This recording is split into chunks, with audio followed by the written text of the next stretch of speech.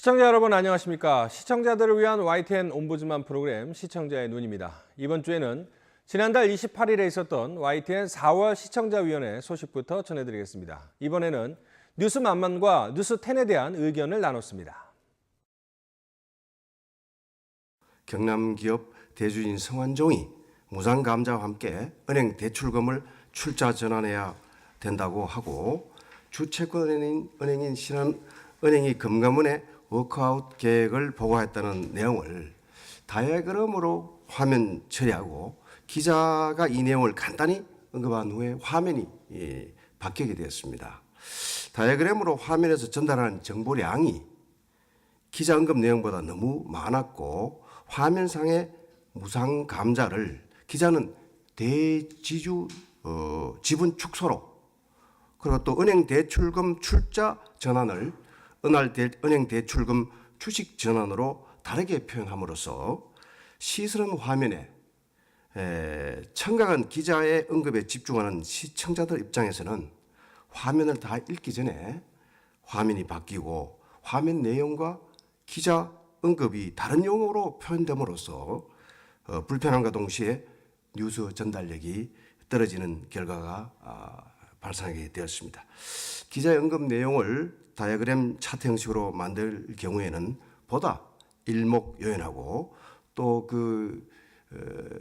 화면과 기자의 언급 내용들이 조응이 잘 될 수 있도록 그렇게 처리해서 전달력도 높이고 또 시청자들도 편안하게 해드리는 것이 좋지 않겠나 이렇게 말씀을 드리고 싶습니다. 그 다음에 어벤져스2 개봉 역대 최고 예매 기록 보도와 관련해서 2억 5천만 달러 예산으로 우리나라에서 촬영하여 관심을 많이 끈 어벤져스2의 개봉 당일인 23일 역대 최고 예매 기록과 관객 반응을 다뤘고 화면 속의 배경이 한국이라는 점과 특히 YTN 속보 장면이 영화 속 배경이라는 점을 다룬 것은 YTN으로서는 참 순발력 있고 재치 있는 보도였다고 할 수 있습니다. 중일 관계 개선 리포트. 중일 관계가 개선되면 한국 외교가 외톨이가 된다라는 그 주장의 논리적인 필연성이 좀 부족하다 싶습니다. 한국이 일본에게 식민 지배에 대한 사과를 요구하고 있는 시점에서 중국과 미국이 우리 주장에 동조하지 않아서 한국이 외교적 외톨이가 될 것이라는 논리는 피상적이고 비약이다라는 생각이 듭니다. 보다 심층적이고 구체적인 보도가 아쉬웠습니다. 갑상선 암 수술 감소 리포트. 왜라는 질문에 대한 설명이 빠져 있는 리포트입니다. 전문의 두 사람의 전화 육성 인터뷰가 되어 있지만은 수술에 대한 찬반만 있지 그에 대한 근거는 전혀 다루고 있지 않습니다. 대구 모노레일 개통 리포트. 그 개통이 4개월 정도 이렇게 지연됐다 이렇게 전하고 있는데 그 지연 배경에는 안전 문제가 있었다고 합니다. 하지만 리포트 구성이 모노레일이 개통돼서 편리하고 경치도 좋다라는 이런 부분이 주가되어 있고 안전 문제는 리포트 말미에서 잠깐 다루고 있습니다. 승객의 불안을 해소하는 방안을 마련해서 개통했다라는 당국의 주장이 뒤를 잇고 있지만은 이어서 멘트에 그렇지만 아직도 우려되는 부분이 있다 이렇게 전하고 있습니다. 시민들이 과연 이 리포트를 보고 모노레일을 타야 할지 말아야 할지 판단이 되지 않는 그런 리포트입니다. 안전 문제가 해소됐다면 어떻게 해소됐는지 구체적이고 실증적으로 보여줬어야 합니다. 아직 불안하다면 어떤 부분이 불안한지 지적하고 시정을 촉구하는 그런 리포트가 됐어야 하지 않은가 싶습니다. 개통이 돼서 좋다라는 주제의 리포트는 중요성으로 보아서 그 다음이 되지 않아야 되지 않겠는가라는 생각입니다. 갑상선 암 수술 감소세 뉴스를 보면서 이제 하나 지적을 해보고 싶습니다. 완결성 면에서 아쉬움이 있었다 이런 생각을 합니다. 이 뉴스는 성격상 신속성보다는 정확성, 완결성이 더 중요한 뉴스라고 생각합니다. 네, 수술 환자의 비율이 감소하고 있다는 사실과 수술에 관하여 찬반 양론이 있다는 사실을 정확하게 보도를 했습니다. 그리고 찬성하는 사람과 반대하는 사람, 각 의사 전문가를 내세워서 인터뷰했습니다. 겉보기로는 균형을 잡은 것 같기도 합니다. 그러나 이 뉴스를 본 시청자는 저와 비슷하게 아주 혼란에 빠지게 될 것 같습니다. 그 환자가 있는 경우에 수술을 하는 게 맞다는 말이냐, 하지 말라는 게 맞다는 말이냐. 조금 더 자세하게 보도하면서 찬반이 갈리는 이유는 무엇인지, 또 지금 같은 글로벌 시대 해외에서 추세는 어떤 것인지 등 내용을 보충해서 좀 더 완결성이 높은 보도가 되었으면 시청자들의 판단에 도움이 될 수 있었지 않았을까 그런 생각을 해봤습니다. 그다음 이제 민노총 총파업 뉴스를 보면서는 총파업이 적법하고 정당하다는 느낌을 받았습니다. 그 보도를 보면서 또 정말 대대적인 파업이 있겠구나 하는 그런 예상을 하게 되었습니다. 그 반대 입장은 전혀 반영되지 않았고요. 근데 그 다음에 이어서 보도되는 공무원 노조와 관련된 보도는 행자부 장관의 발표를 주로 보도해서 그 민노총 총파업과는 정반대의 양상이 되었습니다. 그래서 두 경우 공이 어느 한쪽으로 치우친 것 아닌가 그런 생각이 했습니다. 자막의 기능은 뉴스 보도 중 나오는 음성 언어를 문자 언어로 정리하여 시청자들에게 뉴스의 내용을 정확하게 전달하는 데 있습니다.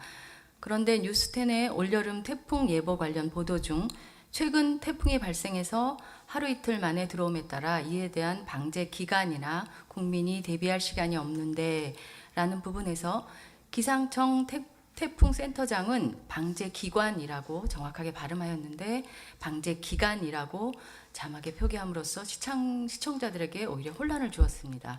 그리고 화면 왼쪽 위 자막은 보도 내용을 요약하여 시청자들에게 현재 무슨 내용을 말하고 있는지 알려주는 기능을 하고 있는데 화면 하단의 자막에 비하여 자막의 크기가 작다 보니까 보도 내용이 잘못 전달되는 내용이 있는 것으로 보입니다.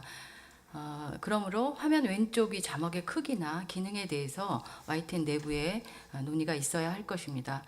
오늘은 자막 표기 중에서 띄어쓰기에 초점을 맞추어 몇 가지 말씀드리겠습니다.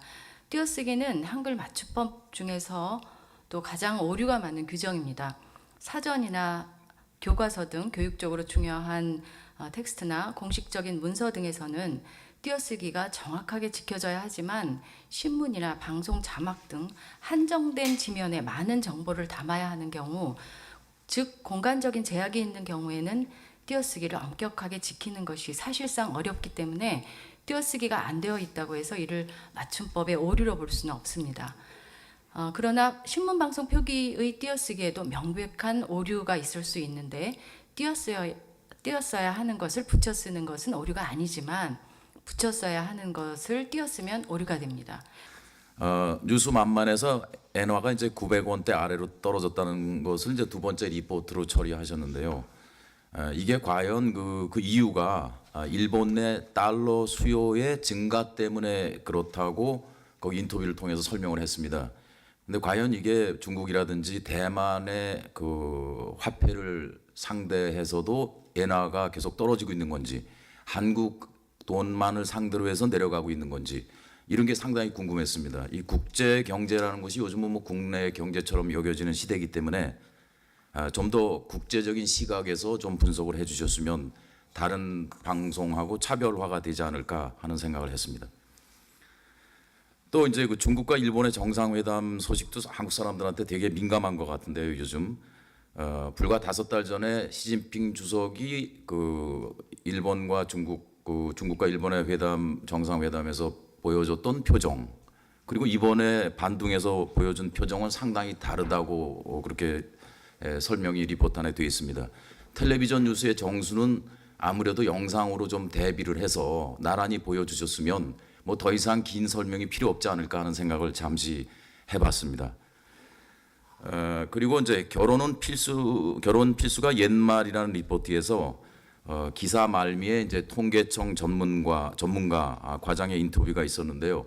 이제 뭐라고 얘기를 했냐면 미혼율이 지속적으로 증가하고 있다 이렇게 얘기했는데 그 얘기는 앵커가 처음에도 했던 얘기고 그다음에 리포트 내용에서도 기자가 여러 차례 얘기를 한 내용인데 거기에 대한 뭐 분석이라든지 의미라든지 향후 대책에 대한 그 코멘트가 들어가는 게 좀 더 적절하지 않았나 하는 생각을 좀 했습니다. 그리고 이제 또 안보라 앵커의 그 마포 대교에서 경찰이 그 자살을 시도하는 여고생을 붙잡고 정말 최선을 다해서 설득하는 그 사진을 제가 봤는데요. 움직이는 영상이 아니지만 사진임에도 불구하고 최선을 다하는 그 경찰의 모습이 느껴져서 전 비극적인 소식을 통해서 가뜩이나 부정적인 얘기가 많고 사회가 좀 메마른 가운데 그런 소식을 통해서 정말 자기 일에 최선을 다하는 그런 경찰상을 좀 보게 된 것 같아서 좀 좋았습니다. 먼저 그 YTN이 단독 보도한 그 막걸리 투척 보복 사건에 관한 건입니다. 상당히 그 사회 경종을 울리는 좋은 보도였는데 문제는 이게 아침 새벽 뉴스에 나오면서부터 저녁 9시 뉴스까지 똑같은 내용이 계속 반복됐다는 거거든요. 그러다 보니까 의문점들이 계속 생겼습니다. 중간에 좀 이 후속 취재 좀 했었으면 좋았을 거라는 생각이 들었는데요. 술 냄새가 났냐라고 기자가 물었더니만 이 피해자가 술 냄새가 좀 났다 이렇게 대답을 했습니다. 막걸리를 투척한 상황에서 차에서 내리지도 않은 사람이 어떻게 그 술 냄새를 맡았는가? 이 음주운전이라고 먼저 속단을 한 것이 아닌가 이런 생각을 좀 하게 됐고요. 아까 오 의원님 말씀하셨지만 경찰이 엄청 늦게 왔다. 5분이면 정말 늦었다는 생각이 좀 더 하게 됐고요. 뒤따라오는 차가 180km 달려온 것 같다 이렇게 피해자가 얘기했습니다. 이렇게 달려오는데 어떻게 비켜주지 않고 갈 수가 있었는가? 그리고 여기서 더 궁금했던 것은 이렇게 비정상적인 막걸리 투척 사건을 하는 이유가 무엇일까? 왜 이 사람이 이런 행동을 했을까라는데 거기에 대한 전혀 취재가 없었어요. 그리고 나중에 경찰이 와가지고 왜 고발을 하지 않았기 때문에 수사를 안 한다 했는데 왜 이렇게 억울한 상황에 당했는데 피해자는 고발을 하지 않았을까?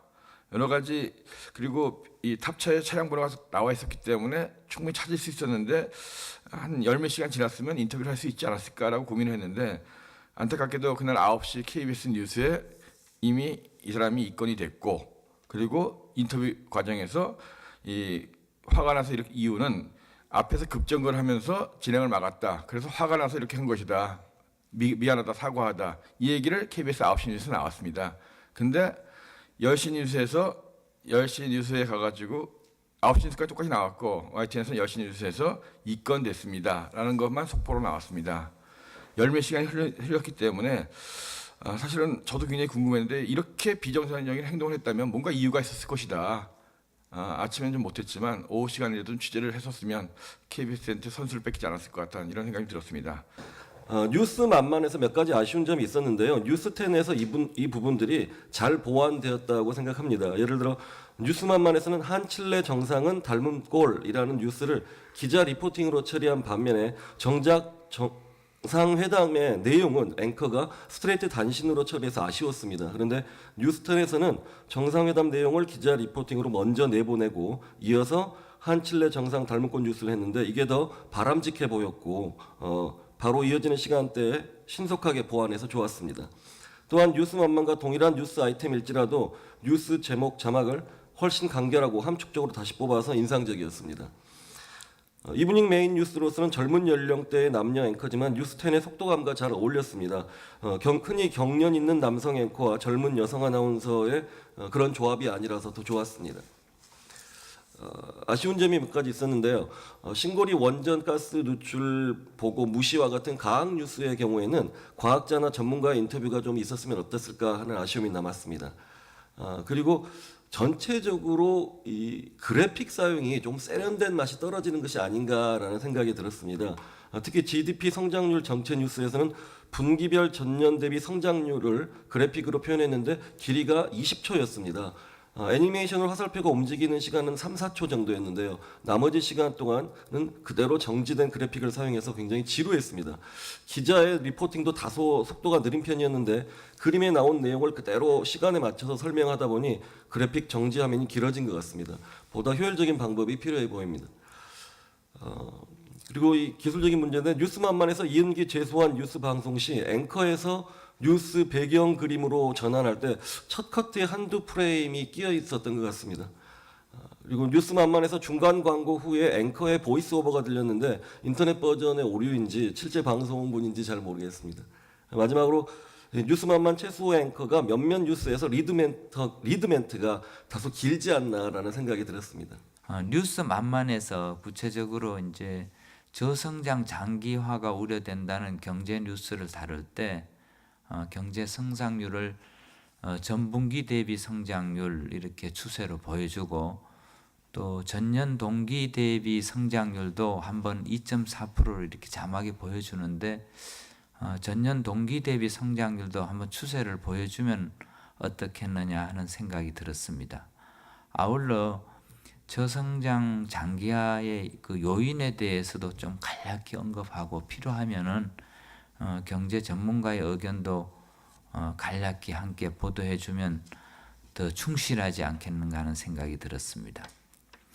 성완종 리스트 특검 관련 보도에서 문재인 대표의 그 특별법에 의한 특검과 김무성 대표가 주장하는 상설특검법에 의한 특검이 실질적으로 어떤 차이와 의미를 갖는지 좀 간략한 설명이 더해졌으면은 시청자들이 뉴스를 이해하는데 도움이 되었다고 생각합니다.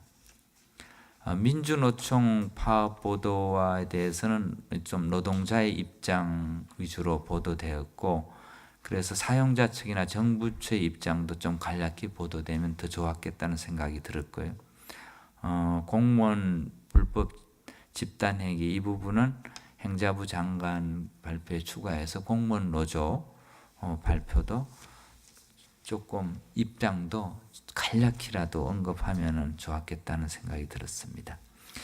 칠레 대통령과 박근혜 대통령 공통점 이 부분은 다소 이제 흥미 위주 같은 느낌이 좀 들 수 있기 때문에 이 좋은 분석입니다만 여기에 추가해서 정책의 공통점과 차이점도 잠시라도 좀 언급해주면 보도 내용이 보다 더 충실하지 않았겠는가 하는 생각이 들었습니다.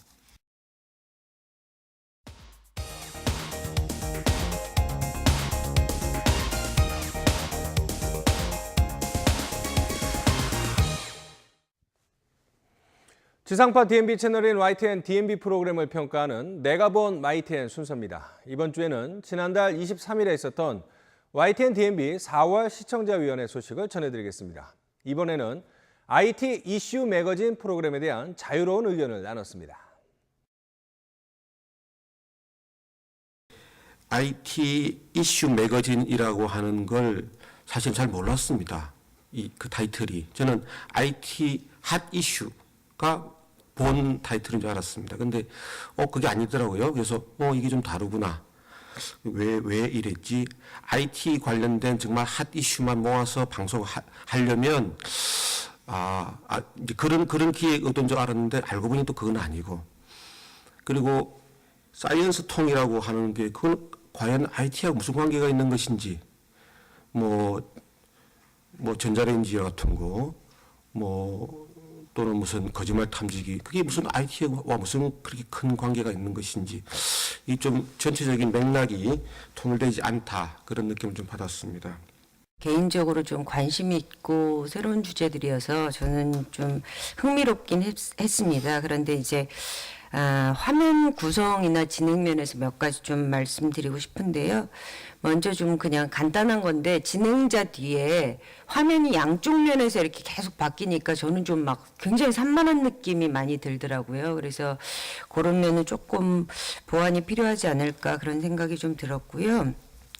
그리고 그 이슈 매거진 부분에서는 처음에는 이제 주제 설명을 꽁트 형태로 시작을 해가지고 그 다음에 이제 주제에 대한 정보가 나오고 그 다음에 이제 전문가가 나와서 보다 좀 심화된 정보를 제공하고 그리고 이제 마지막에 MC가 뭐 생각 이슈 이래가지고 그렇게 마무리하는 방식으로 구성되어 있더라고요.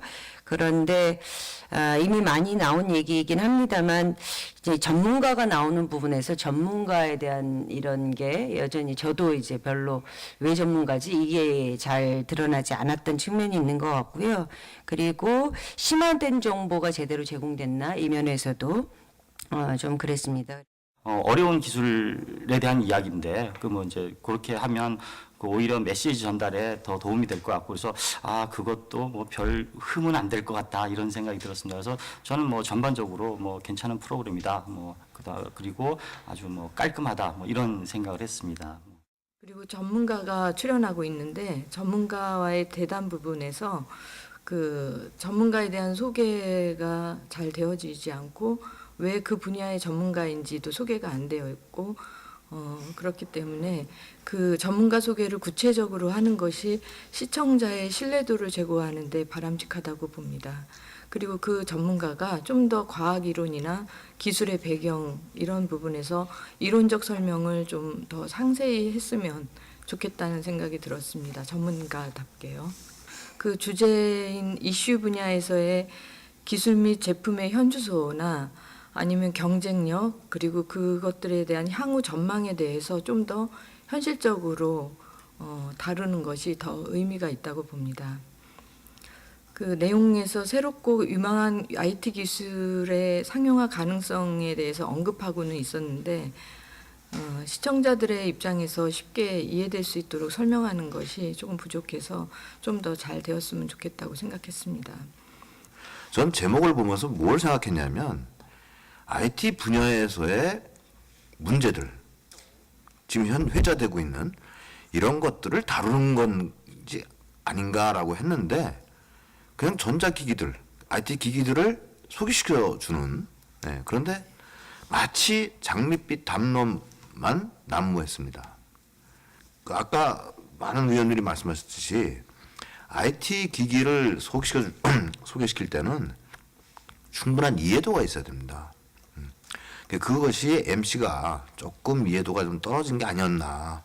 그러다 보니까 이걸 내가 왜 하는가, 이 프로그램을. 그래서 이걸 갖고 무엇을 하려고 하는 것인가, 이 기기를 갖고. 이런 것들을 좀 쉽게 설명할 수 있는, 그러니까 상당히 힘듭니다, 원래나.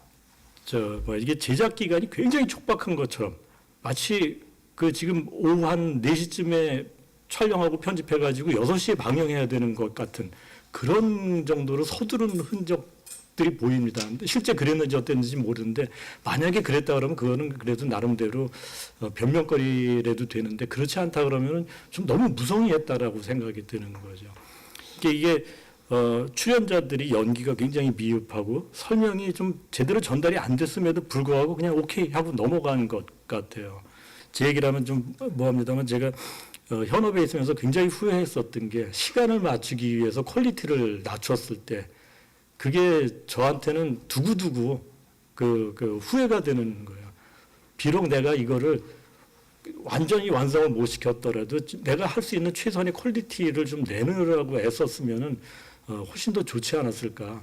그냥 시간 맞추느라고 대충 하다 보니까 내가 할 수 있는 능력이 그게 다인 것처럼 남들에게도 보여주고 나한테도 보여주는 거죠. 그러니까 이 YTN 사이언스에서 혹은 YTN에서 YTN DMB에서 내보내는 프로그램이 그런 정도라고 하면은 여기에서 하는 프로그램의 수준은 그 정도야라고 사람들이 이제 인식을 하게 될까 봐 참 걱정이 됐습니다. 시청자의 눈은 시청자 여러분의 참여를 기다리고 있습니다. YTN 홈페이지 시청자 의견 코너에 글을 남겨주시면 좀 더 정확하고 공정한 방송을 만드는 데 참고하겠습니다. 이번 주 순서는 여기서 마치겠습니다. 고맙습니다.